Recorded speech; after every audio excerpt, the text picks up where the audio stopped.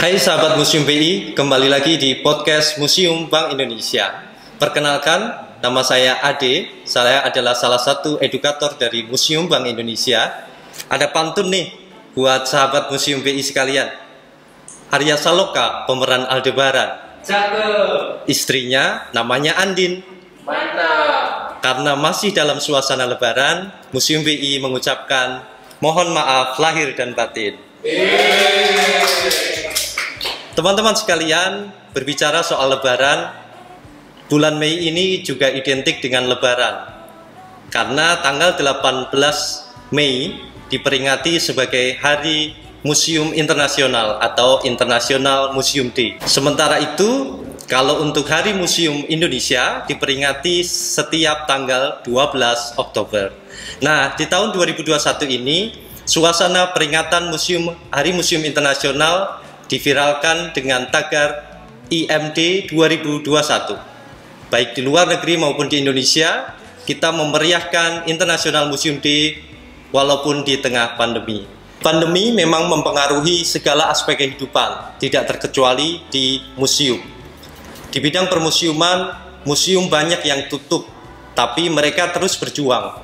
Tanpa kunjungan fisik, tapi segala cara dilakukan untuk terus eksis dan berkontribusi bagi negeri dengan segudang inovasi, mulai dari kecanggihan teknologi maupun menggunakan segala media sosial yang dimiliki. Pokoknya selama ada gawai dan koneksi, museum selalu di hati. Semua dilakukan agar museum tetap dekat dengan masyarakat. Saat ini, museum sudah membuka diri untuk dikunjungi, pastinya dengan menerapkan berbagai protokol terkini, sehingga museum tetap aman, nyaman, bersih, dan layak untuk dikunjungi. Sahabat museum, mau tidak mau, museum harus menyesuaikan diri dan tidak berhenti karena pandemi. Seperti salah satu jargon dalam situs Dewan Permusiuman Internasional ICOM atau International Council of Museum, yaitu Museums have no borders, they have a network. Jargon ini pastinya memberikan semangat kepada museum-museum untuk bangkit di tengah badai pandemi. Di tahun 2021, ICOM mengangkat 4 tema besar. Ayo, siapa yang tahu? Nanti silahkan bisa komen di YouTube Museum Bank Indonesia dan teman-teman sekalian akan mendapatkan souvenir istimewa dari Museum Bank Indonesia. Nah, teman-teman, keempat tema tersebut sangat cocok dengan museum saat ini, apalagi untuk menghadapi tantangan ke depan. Karena beberapa museum memiliki pekerjaan rumah. Pertanyaannya adalah, apakah museum nanti setelah pandemi tetap diminati atau model-model daring seperti ini akan tetap ada setelah pandemi usai? Nah, itulah yang akan kita bahas pada podcast kali ini. Untuk itu, tema podcast kali ini adalah Museum Kita Kini dan Nanti. Kali ini kita bersama dengan praktisi museum yang sudah tidak asing lagi, yaitu Ibu Irmina Silas. Ibu, apa kabar Ibu? Baik, selamat pagi semuanya. Selamat pagi Mas Ade. Baik, boleh disapa sahabat Museum BI Bu yang ada di berbagai penjuru dunia. Selamat pagi teman-teman sahabat Museum Bank Indonesia. Selamat Idul Fitri, mumpung masih dalam momennya ya ini tadi, dan mohon maaf lahir dan batin. Semuanya sehat, semuanya bahagia. Jadi tetap dapat berkunjung ke museum. Baik, terima kasih Bu. Bagi sahabat Museum BI yang belum mengenal Bu Ina pernah menjabat sebagai General Manager House of Sampurna, yang antara lain juga mengelola Museum House of Sampurna di Surabaya. Selain itu, Bu Ina juga menjadi pengurus ICOM Indonesia. Selain itu, Bu Ina juga pernah mendapatkan penghargaan ya Bu dari Kedutaan Besar Prancis.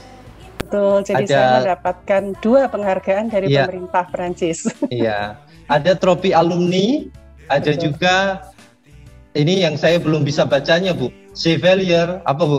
Lanjutannya. Chevalier des Arts et des Lettres. Oh, ya, itu adalah seperti honorary award ya, yang diberikan kepada pelaku yang memperkenalkan kesenian dan kebudayaan ya, khususnya kerjasama antara Prancis dan Indonesia. Itu diberikan oleh Kementerian Komunikasi dan Kebudayaan Prancis. Iya Bu, mohon maaf saya bisanya cuman bonjour sama merci Bu.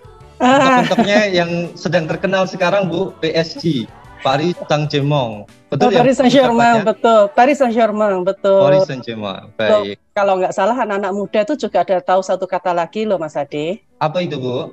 Itu banyak yang di film-film namanya Je t'aime itu. Oh, I love you artinya. Nah, itu kan sekarang juga banyak yang ngehit itu. Taunya yang bahasa Jerman Bu, yang biasa dipopulerkan Pak Habibie. Ich liebe dich. Ich liebe dich, iya sama. Baik. Senang sekali kita dapat kesempatan untuk ngobrol-ngobrol, berbincang-bincang dengan Bu Ina pada kesempatan kali ini. Kita ngobrolnya santai saja ya Bu, karena pendengar podcast ini berbagai macam genre Bu. Baik itu pelajar, mahasiswa, maupun mama-mama muda.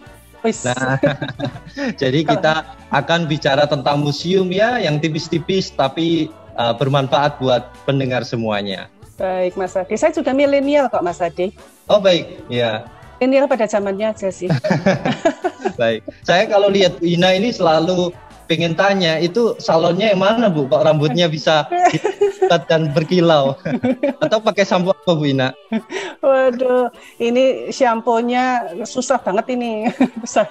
Saya pakai yang herbal aja, yang natural. Oh iya. Iya. Iya teman-teman sekalian, karena Bu Ina ini asli Surabaya, maka tradisi Jawanya masih sangat kuat, sehingga produk-produk lokal, produk-produk herbal khas tradisional itu masih digunakan dengan baik ya Bu Ina. Betul, ini kan kalau katanya sekarang banyak, kalau orang kepengen rambutnya tebal gimana gitu kan caranya loh. Sekarang kan banyak lotion-lotion yang ratusan ribu atau yang jutaan. Emang kalau zaman saya belum ada gitu kan. Pakainya apa? Orang aring. Nah, oh, orang aring. Itu sekarang anak-anak sekarang nggak banyak yang tahu tuh soalnya. Itu yang bikin rambut hitam dan tebal kan. Baik tuh tipnya teman-teman semuanya.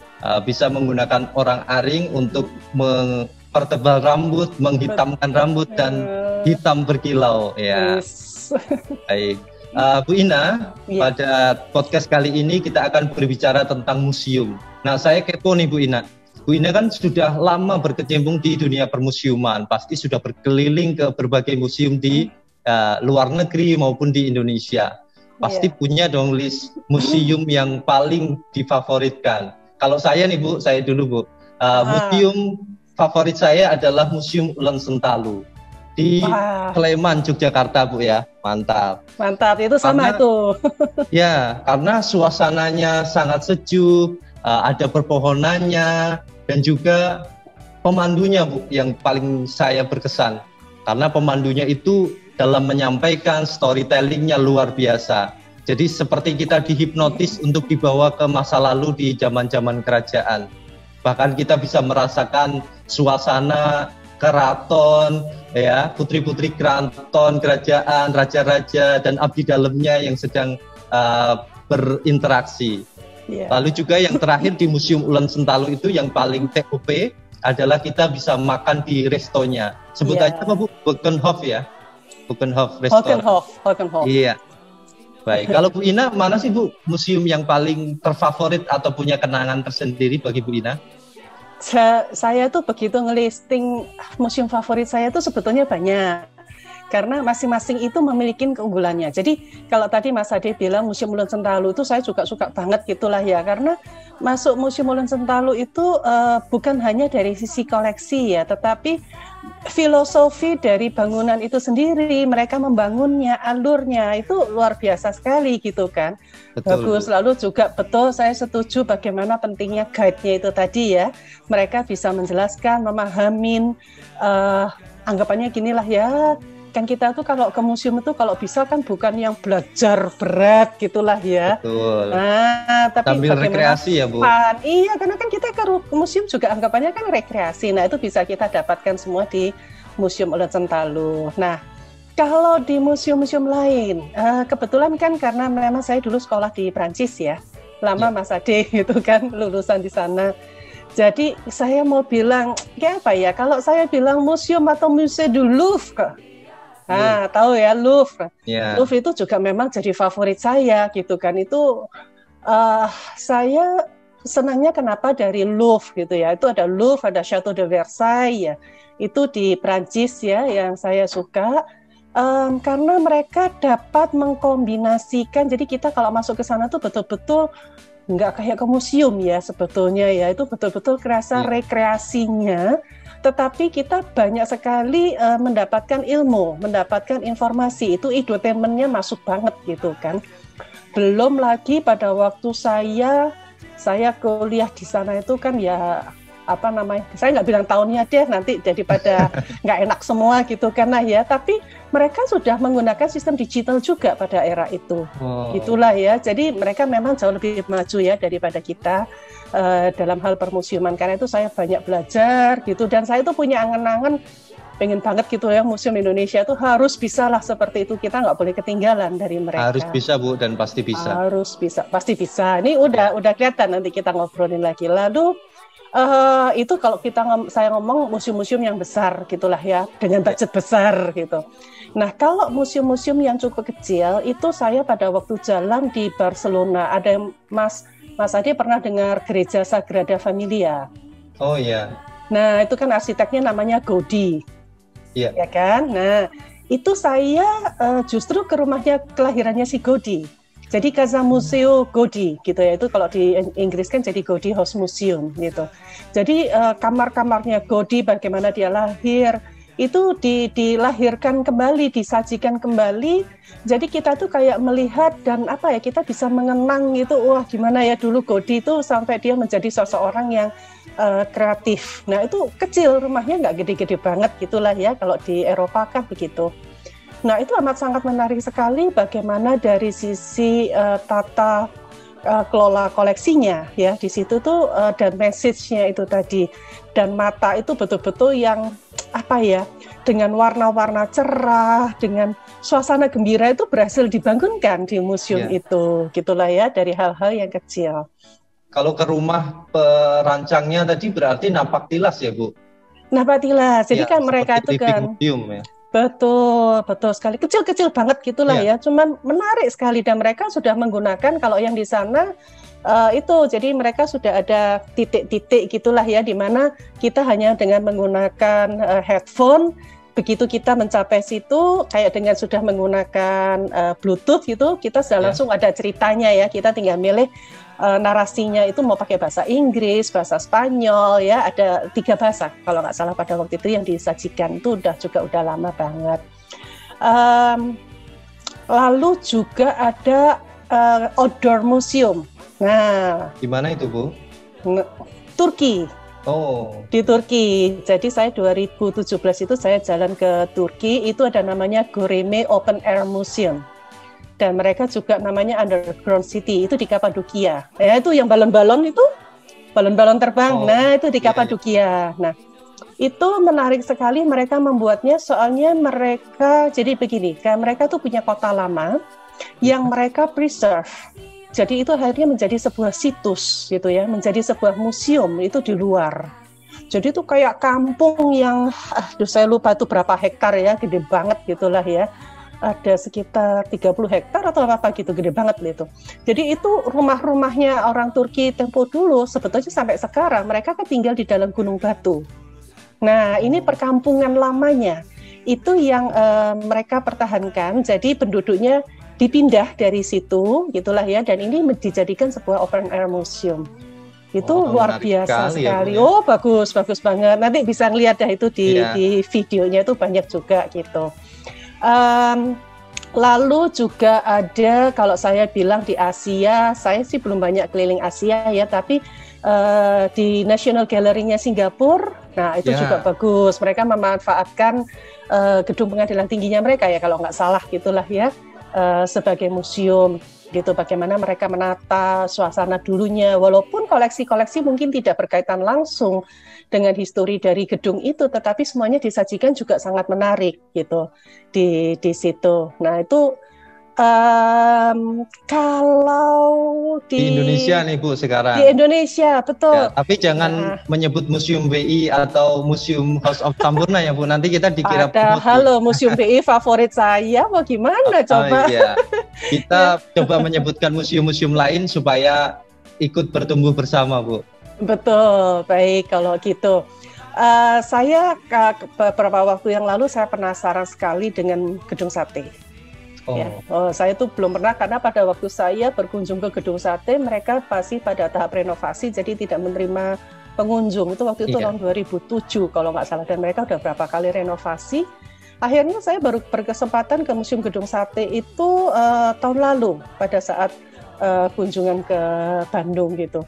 Nah ini menarik sekali gitu kan lah ya, bagaimana mereka menata koleksinya, dan mereka juga ini apa namanya, menggunakan teknologi digitalnya. Teknologi terkini yang dipakai ya Bu. Beberapa teknologi itu bagus sekali. Kalau teman-teman sahabat museum berkunjung ke Bandung, jangan lupa mampir ke Museum Gedung Sate. Ini ya Bu, gedung pemerintah provinsi. Gedung pemerintah provinsi gitu. Jawa Jadi Barat. saya sempat ngintip itu kantornya gubernurnya itu di situ. Iya.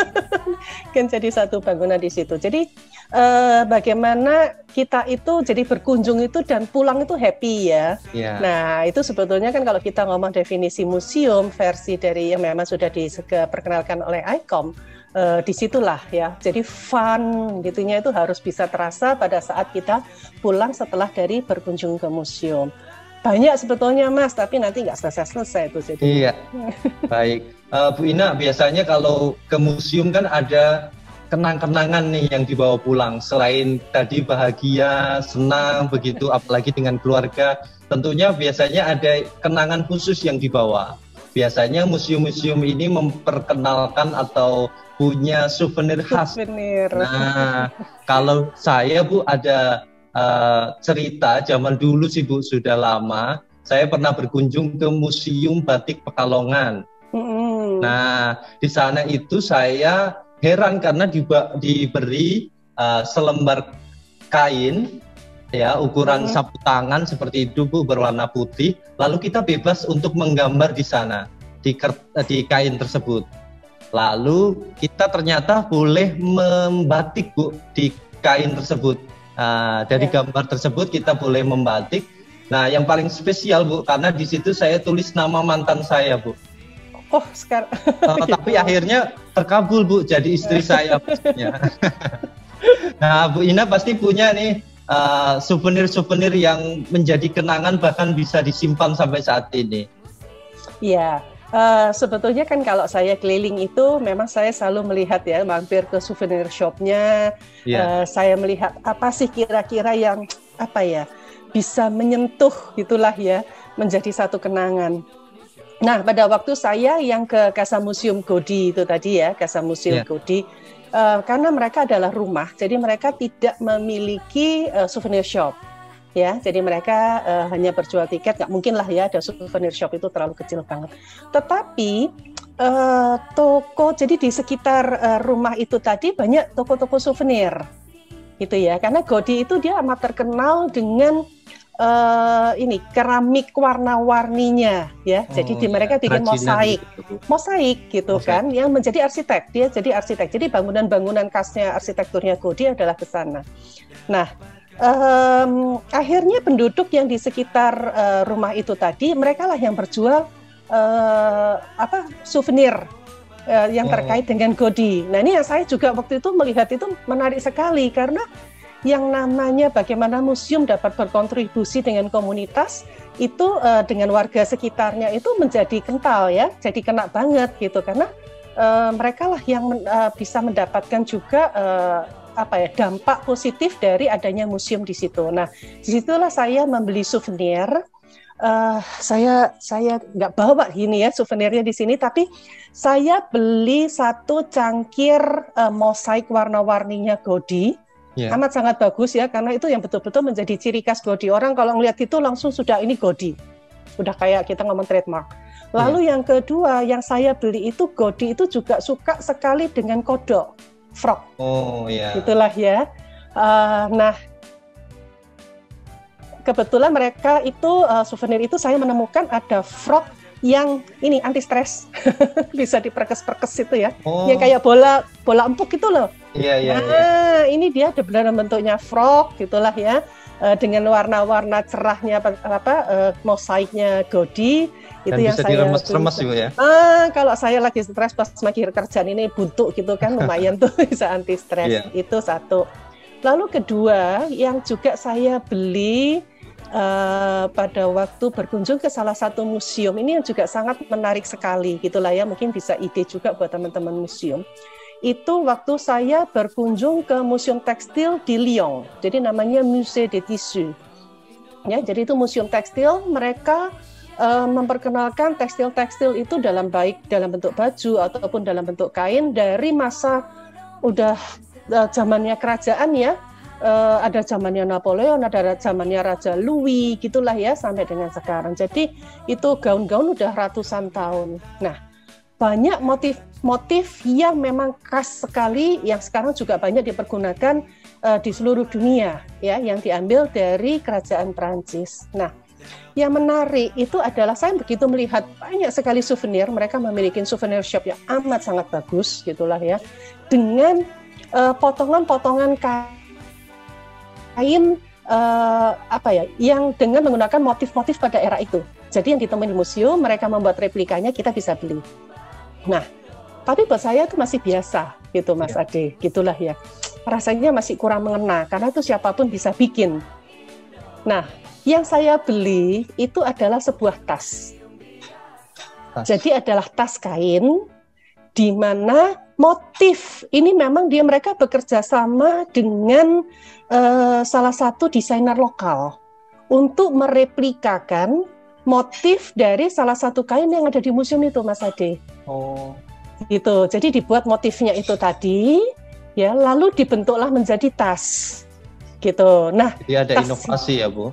Betul. Jadi dia tidak sekedar hanya membuat sebuah replika atau secari kain. Ada memang itu yang murah gitu kan. Yang ini memang mungkin lebih mahal, tetapi buat saya ini amat sangat menarik sekali secara value. Itu memorable value-nya, saya begitu melihat itu, wah, saya langsung membayangkan bagaimana era kerajaan Prancis ya pada waktu itu, dan kehalusan mereka membuat tekstil pada era itu. Nah, itu saya sebut dua ini aja gitulah, itu yang amat sangat menjadi koleksi saya yang sangat saya sayangin. Iya. Gitu. Nah, jadi Bu Ina bisa serasa permaisuri Raja Louis ya setelah melihat tersebut. Sayangnya tasnya tas modern kan, tasnya ratunya. Iya. Gitu. Jadi mereka sudah mengaplikasikannya seperti itu, karena itu souvenir buat saya itu bukan hanya sebagai kenangan gitulah, tapi juga sebagai pembelajaran, percontohan juga apa yang bisa kita mungkin kembangkan juga ya di Indonesia gitulah Mas Ade. Baik, selain juga bisa nanti diceritakan ke anak cucu Ibu ya. Betul, iya. Itu saya pada waktu itu soalnya terkenangnya sekali, saya mendapat undangan dari pemerintah Prancis untuk belajar permusiuman, kerjasama. Ya, jadi kerjasama permusiuman antara para stakeholders. Jadi antara pemerintah Prancis, pengelola museum, pengelola galeri, pengelola library, dengan komunitas, gitulah ya, pengelola opera, dan bagaimana mereka bersinergi bersama untuk memperkenalkan dan memajukan budaya di Prancis itu. Jadi ini luar biasa banget, dan ini ilmu yang saya bawa walaupun cuma 2 minggu di Prancis pada waktu itu, tetapi saya bilang ini sesuatu yang sebetulnya bisa kita lakukan di Indonesia. Oke, terima kasih sahabat Museum BI semuanya telah mendengarkan podcast Museum Bank Indonesia. Kita ada titipan sponsor, yaitu Pansos, pantun pesanan sponsor. Transjakarta Koridor 1 dari kota ke Blok M. Transitnya pasti di Harmoni. Mari kita patuhi protokol 6M supaya museum berjaya kembali. Apa saja sih 6M itu? Memakai masker, mencuci tangan, menjaga jarak, mengurangi mobilitas, menghindari kerumunan, dan menggunakan pembayaran non-tunai. Terima kasih sahabat Museum BI sekalian. Sampai jumpa di podcast selanjutnya. Bukan museum biasa.